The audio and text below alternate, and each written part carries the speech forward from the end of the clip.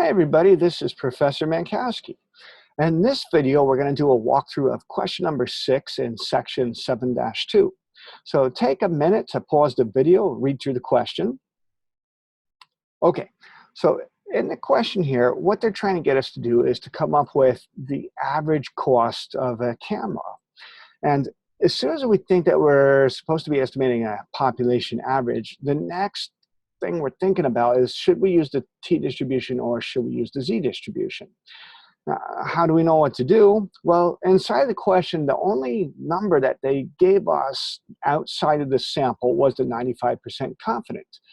And that means that all the information that we need to calculate has to come from the sample. And that's going to include the sample standard deviation.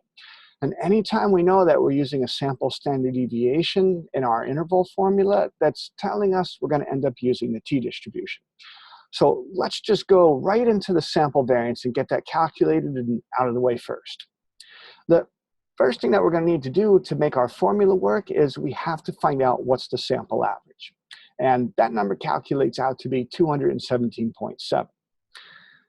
Now that we know the sample average, if we look in the numerator, we're going to need to start by taking each x value and subtracting it from the sample average. So I'm going to go ahead, I'm going to make a list of all my x values. Right next to that, I'm going to write down the sample average, and then I'm going to subtract one from the other. The next part of my formula says I need to take all of those differences and I need to square them. So I'm going to go ahead and make a next column where I'm going to square all those differences. The last part of my numerator says that I need to go and sum all of those differences that I just have. And the sum means I'm going to go ahead and I'm going to add up all the numbers in that last column.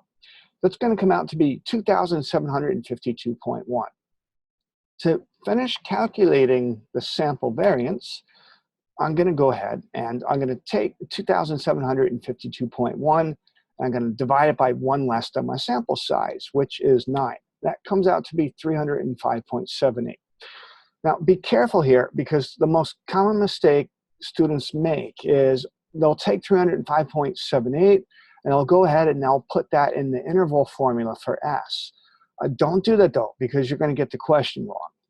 Remember, what we just calculated was S squared, and for our interval formula, we need S, which is a different number.